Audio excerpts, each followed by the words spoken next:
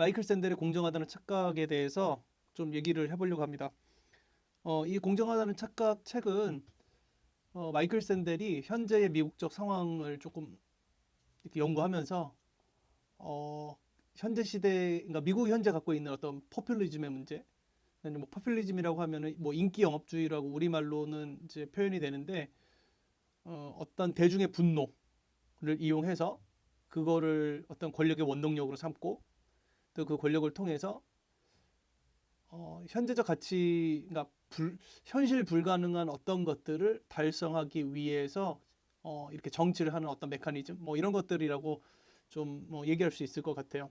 최근에 이제 그 트럼프를 보면 미국의 백인 남성들, 특히 이제 블루 컬러들이 갖고 있는 어떤 그 사회에 대한 불만과 분노를 이용해서 대통령이 당선이 되게 되고, 물론 거기에는 이제 뭐 기독교 보수주의도 있죠. 예, 뭐 그게 옳다 그르다를 떠나서 이게 팩트니까는 어 이제 그런 어떤 특정 계층들의 원하는 어떤 정책들을 이렇게 표방하면서 그들의 인기를 통해 가지고 이제 정권을 잡아나가는 그런 현상들에 대해서 이제 마이클 샌드 입장에서는 좀 우려스럽다는 생각을 한 것 같아요. 왜냐하면 미국이 갖고 있는 어떤 고유한 가치들이 많이 훼손이 되는 부분들이 있거든요. 물론 미국 보수적인 이제 미국 분들 입장에서는 현재 진보 정권이 그런 거를 해친다고 볼 수도 있지만 또 반대로 미국 갖고 있는 다른 가치들을 또 트럼프가 훼손한다고 봤는지 마이클 샌델이 이 부분에 대해서 조금 이제 책을 이제 썼던 것 같습니다.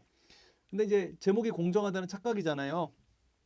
그러면은 이제 어, 공정하다고 여기는데 실제로는 공정하지 않다는 거죠. 예, 공정하지 않은 어떤 상황들. 그래서 결국에는 그런 것들이 왜 문제가 되는가? 뭐 이 책의 이제 주제라고 보여집니다.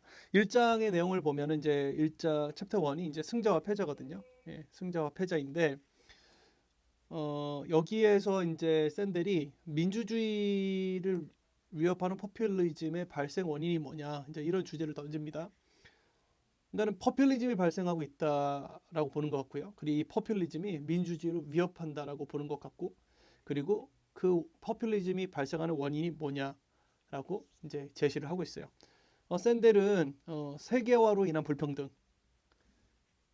이게 이제 포퓰리즘의 발생 원인이라고 얘기를 하는데요. 이 세계화라는 거가 과연 뭘까라고 얘기를 뭐 좀 해보면, 뭐 세계라는 게 뭐 글로벌라이제이션이잖아요. 그러니까 이 특징은 뭐냐면은 이제 나라와 나라 간의 이제 국경이 이제 사라지는 거죠. 예, 그러니까 뭐 말을 들면 그냥 지구가 하나, 그러니까 여러 가지 나라들이 어떤 표준화된 규약을 갖고서 이제 하나가 되는 거예요. 뭐 그렇게 보면 되게 좋은 것처럼 이제 사실은 보이는데, 그러면은 이제 모든 부분이 다 하나가 되냐? 뭐 그건 아니죠. 그럼 뭐가 하나가 되고 뭐가 세계가 되는 거냐? 이렇게 볼 때 사실은 제일 중요한 게 이제 자본입니다. 예. 자본의 세계화죠. 자본의 세계화. 예.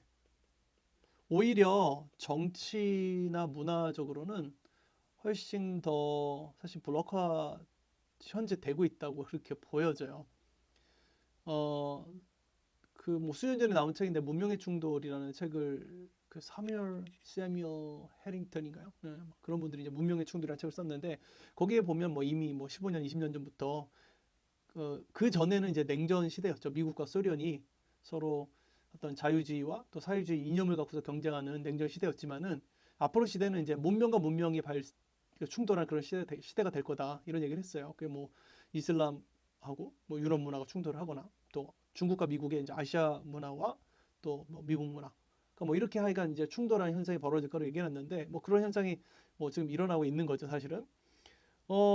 그 전혀 사실은 이제 정치나 문화는 이렇게 서로 뭐 통합이 된다든지 서로의 그 장벽이 낮아진다든지 죄송합니다.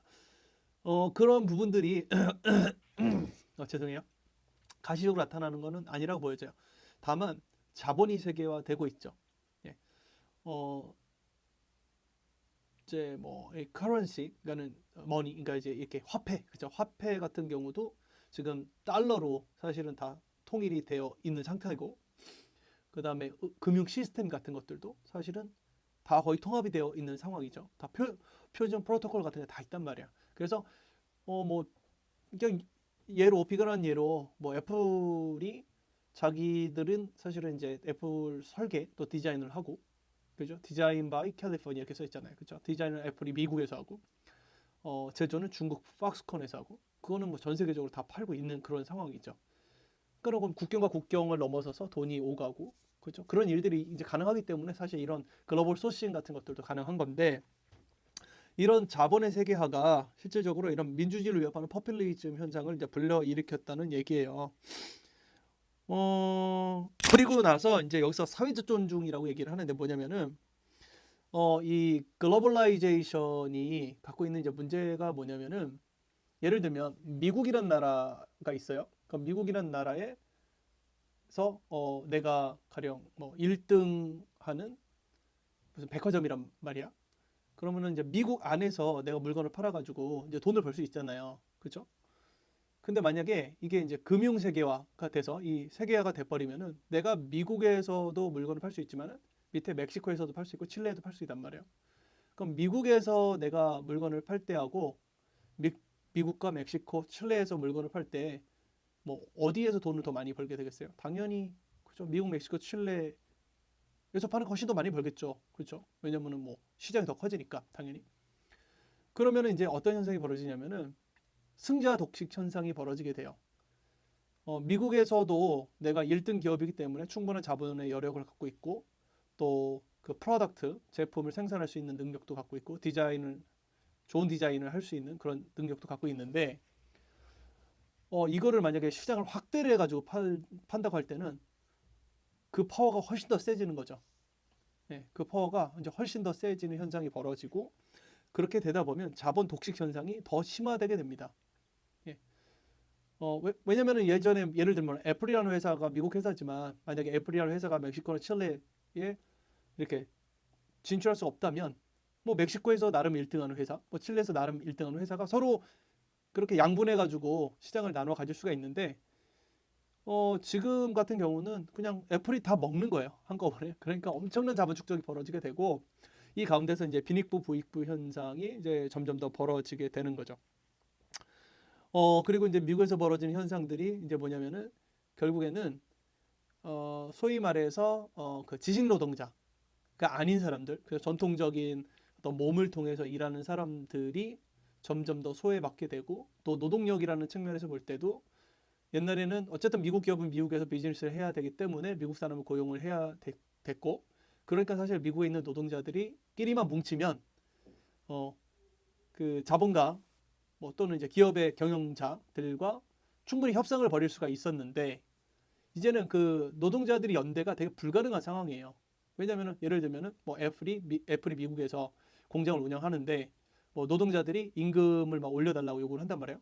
그러면은 아이고 나 베트남으로 넘어갈게. 그리고 공장을 옮겨버리면 사실 노동자들 완전 완벽하게 이제 일자리를 잃게 되고 사실 사회적 비난을 되게 받게 되죠. 근데 사실 이건 우리나라에서 되게 마찬가지예요. 뭐 저는 뭐 모르겠습니다. 뭐 그 귀족 노조, 강성 노조 뭐 이런 얘기들이 있어요. 사실 뭐 현대자동차 같은 그런 회사들도 보면 뭐 현대자동차 직원들의 그 이제 노동자들이죠. 공장 노동하시는 분들이 평균 연봉이 뭐 1억이 넘는다 뭐 이런 얘기들이 있잖아요. 그래서 이제 그런 거 임금 협상이 나올 때마다 이제 결국에는 되게 국민들로부터 이제 오히려 노동자들이 지탄을 받는 이제 그런 현상들이 벌어지는데 이런 것처럼 이 세계화는 사실은 이제 로어 클래스들 일반 노동자들에게는 굉장히 그들의 경쟁력을 악화시키고 또 뭐라 그럴까요? 그분들이 갖고 있는 어떤 노동적 가치를 상대적으로 언더 에스티메이트 하게 되는 그러니까 언더 밸류 하게 되는 이제 그런 현상들이 이제 벌어지게 된다고 여기서 이제 그렇게 설명을 하고 있습니다. 그러면서 왜 사람들이 요즘 이렇게 화나 있는가? 미국도 화가 많이 나 있는 것 같아요. 우리나라도 화가 많이 나 있는데 왜 이렇게 사람들이 화가 많이 나 있냐? 그런 이제 그 얘기를 하는 거죠. 그러면서 이제 좀 몇 가지 얘기를 하는데 첫 번째는 뭐냐면 그 미국 백인 남성 노동 계급이 자국에서 다양성의 증대로 인해서 역차별을 받고 있다고 생각한대요. 예, 그죠? 이제 옛날에는 백인 그리고 남성 이러면 사실은 뭐 미국에서는 가장 안정적인 어떤 인정을 받을 수 있는 이제 그런 사람들이잖아요. 근데 이제는 다양성이 되게 증대돼서 모두에게 공평한 기회가 주어져야 된다는 이제 목소리들이 많은 거죠. 이제 흑인도 그렇고, 뭐 멕시칸도 그렇고, 여성도 그렇고, 그러니까 백인 남성들이 경쟁해야 될 대상들이 되게 늘어난 거예요. 그러니까 옛날에 다 내 거였는데 이제는 그걸 나눠 가져야 되니까 이제 역차별을 받고 있다는 느낌을 받아서 화가 났다 이렇게 또 보고요. 두 번째는 이제 기술 혁신이 너무 빠르다는 거죠. 그런 상황 속에서 이제 미국 백인 남성 노동 계급이 이제 당황하고 방향성을 상실했다 이런 얘기예요. 최근에 이제 테슬라라는 회사가 전기차를 만들어 가지고 엄청난 이제 그 이슈, 엄청나게 이슈가 많이 됐죠. 뭐 주가도 엄청나게 오르고 이렇게 해서 이제 최근에 현대 자동차도 이렇게 뭐죠? 이제 전기차 아이오닉 5라는 이제 차를 내기도 했는데 이게 되게 중요한 게 뭐냐면은 이제는 전기차가 엔진이 필요 없는 거예요. 예. 그 사실 자동차는 엔진인데 이제 엔진이 필요 없는 차가 생겼어요. 그리고 엔진이라는 게 그 차에서 되게 중요할 뿐만 아니라 그거를 조립하는 과정이 되게 복잡하고 되게 전문 지식이어서 소위 말해서 자동차 회사 공장에서 일하는 노동자들이 그냥 일반 노동자는 아니었던 거예요. 그 조립을 하는 게 쉬운 게 아니니까 되게 고급 노동자로서 대우를 받았던 거죠. 근데 이제 그 엔진이 없어진 거예요. 그러니까 어떻게 해요? 자기는 변한 게 없지만 이제는 세상이 변해서 자기가 갖고 있는 기술이 이제 쓸모가 없어진 거죠. 이제 이런 부분들을 얘기하고 있는 겁니다. 예, 기술 혁신이 너무 빨라서 이제 미국 백인 남성들이 당황을 했고 그래서 화가 났다 이런 얘기를 합니다. 근데 이제 그것보다 이 샌델이 얘기하는 거는 더 중요한 건 뭐냐면 사회적 지위에 대해서 얘기를 하고 있어요. 사회적 지위. 물론 뭐 다양성에 대한 역차별, 그 다음에 사회가 변하는 것 때문에 당황한 거 이것 때문에도 맞지만 더 큰 거는 미국이란 사회가 그 노동자들을 바라보는 시선이 과거보다 현저하게 떨어졌다는 거죠. 그러니까 과거에는 몸으로 일하는 사람, 자기 기술을 갖고 먹고 사는 사람에 대한 어떤 사회적 존경심이 있었는데 이제 그런 것들이 점점 떨어진다고 얘기를 하고 있고요. 그런 거의 원인이 이제 테크노크라시의 등장이라고 봅니다.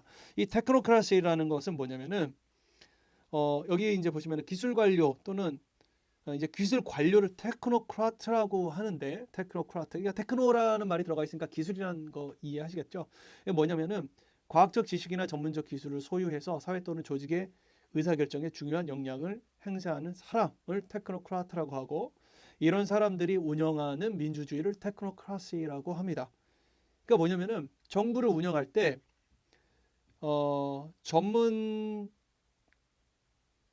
전문 지식을 갖고 있는 기술 관료들 중심으로 운영이 된다는 거예요. 예를 들면 이런 거죠. 어, 그래요. 4대강 사업이라는 게 있었잖아요. 그죠? 이명박 정부 때 우리나라의 큰 강들 뭐 낙동강, 뭐 한강, 그죠? 또 무슨 강 있어요? 다 모르겠어요. 그런 강들이 있는데 금강, 예, 금강도 있고 하나가 뭔지 생각이 안 나네요. 그죠? 그런 강들이 있었는데 그 강을 어, 개발해야 되느냐 말아야 되느냐라는 의사결정을 할 때 제일 중요한 게 뭐예요? 전문가들의 사실은 보고서잖아요. 예. 그 보고서가 있어야만 그 의사결정이 되는 거죠.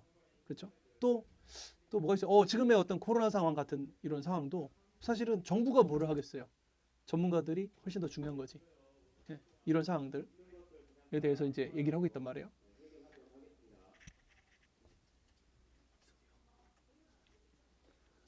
이제 그런 상황이란 말이에요. 그러니까 이제 현재적으로 이런 점 밑에 현재적으로 민주주의를 운영함에 있어서 제일 중요한 게 이제 과학적 지식과 전문 기술을 소유하고 있는 사회 또는 조직의 의사결정에 중요한 영향을 행사하는 테크노크라트들이 되게 중요한 거죠. 근데 이제 여기서 되게 이제 우리가 주목해 봐야 될 게 뭐냐면 이 테크노크라시가 갖고 있는 그 민주주의적 특징이 뭐냐면은 여기 있죠. 이 샌델이 얘기하기는 공공선을 기술 관료적 입장에서 이직한다는 거예요. 그러니까 이 얘기는 뭐냐면 뭐가 좋다, 나쁘다 이런 거는 옛날에 과거에는 되게 미덕적이었어요. 이렇게 해서 야, 사람이 이렇게 해도 되냐? 사람이 저렇게 해도 되냐? 그래 아무리 그래도 그런 건 아니지라고 하는 어떤 이런 그 미덕이라고 하거든요. 그 뭐 윤리성이라고 해도 되고 예. 그런 것들이 되게 중요한 그 어떤 판단의 근거였는데 이제는 그 수학적이면서도 과학적인 그런 어떤 방식으로 접근하는 게 되게 중요한 세상이 된 거죠. 뭐 이런 거 되게 많죠. 이런 거 되게 많아요. 그러니까는 뭐 다 뭐지 뭐 얘가 제가 얼핏 생각이 안 나는데 뭐 너무 사실은 뭐 굳이 얘를 얘기하지 않아도 될 만큼 뭐 되게 보편화되어 있는 얘기 같아요. 그래서 이제 그 테크노크라시에서는 공공성을 기술 관료적으로 인식하게 된다는 건데요. 이 의미가 좀 나오네요. 여기 보면 시장의 작동 방식에 대한 신뢰를 갖고 있다는 거예요. 예. 그러니까 어떤 오름에 대해서 숙고하고 대화하고 이런 것보다는 그냥 막 시장에 맡겨놓는 어떤 상태. 그리고 이 기술 관료란 공적 담론에 개입하지 않고 시장을 작동시키는 기술자로서 위치를 하고 있답니다.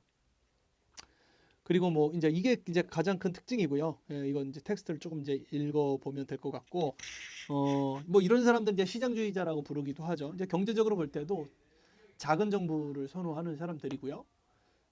시장의 원리에 모든 것들을 맡기는 거예요. 예를 들면 이제 최근에 텍사스에 엄청난 추위가 몰아쳤다고 하잖아요. 원래 텍사스는 되게 따뜻한 지역이거든요.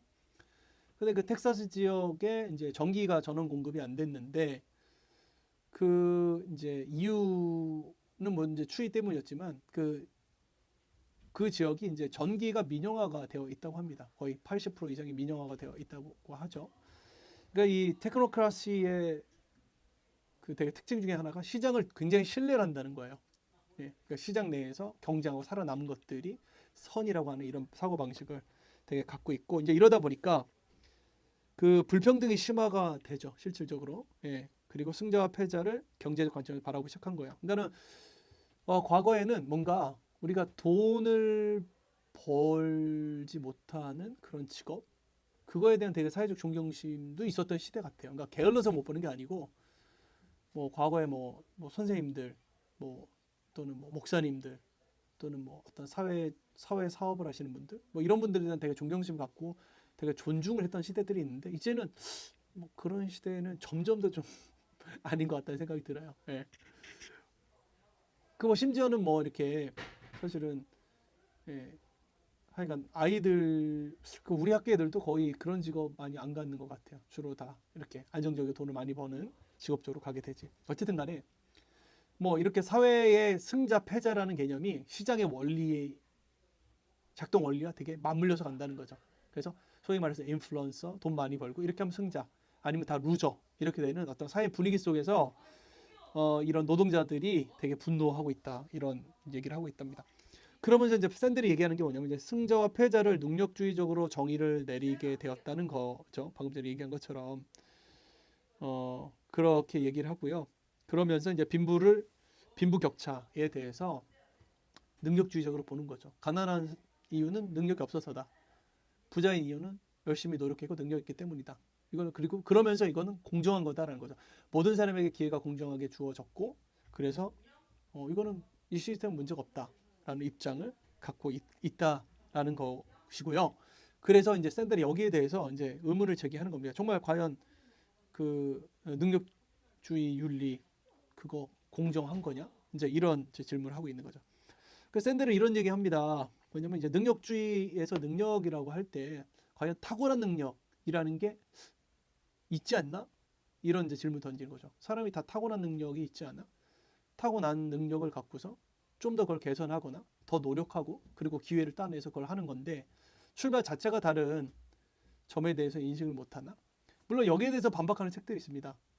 저는 그게 가장 유명한 책 중에 하나가 여러분들 많이 본 것 같은데요. 그러니까 말콤 드라웰인가요? 예, 그분이 썼던 뭐 우리나라에서 1만 시간의 법칙으로 유명한 티핑 포인트라는 책이 있어요. 이제 그 책은 뭐냐면은 누구나 1만 시간 정도 노력을 하면 만 시간 정도 노력을 하면 전문가가 될 수 있다. 이제 이런 얘기예요. 그래서 노력하면 될 수 있다. 예, 여기에 대해서 이제 이론적 뒷받침을 해주는 책이라고 저는 보는데 뭐 그건 저는 뭐 전적으로 틀렸다는 생각은 안 합니다. 상당히 맞다고 보고요. 누구나 한 10년 정도 한 일을 꾸준히 하면 전문가가 될 수 있어요.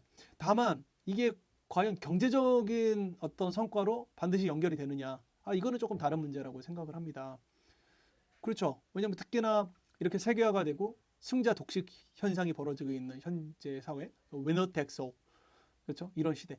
여러분들 뭐 요즘 공무원을 이제 준비를 많이 하는데 이 공무원 합격 비율이 한 뭐 3%가 안 되나요? 뭐 2% 정도 되나요? 저도 기사를 봤는데 정확한 퍼센테이지 생각이 안 나요. 다 붙을 수가 없는 거예요. 예. 10만 명이 공무원 준비를 하는데 10년 동안 10,000시간을 공무원 시험에 쏟았다고 봅시다. 그러면은 다 공무원이 되나요? 그거 아니잖아요. 그건 아닌 거죠. 예.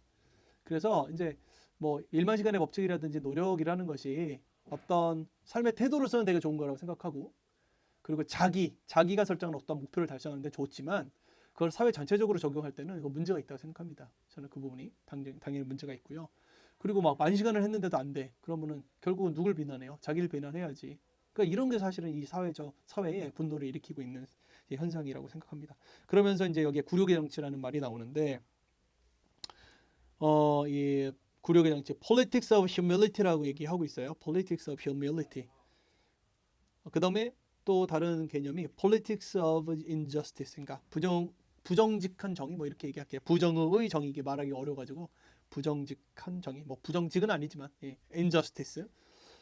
그러면서 이 정치가 그 능력주의를 보호하고 권장하면서 소위 말해서 열심히 살았지만 그거에 대한 대가를 받지 못한 사람들, 그것도 억울한데 그 사람들에게 굴욕을 안겨주고 있다는 얘기를 이제 하고 있어요. 여기서는. 네. 그래서 사람들이 화가 났다. 그런 얘기를 합니다.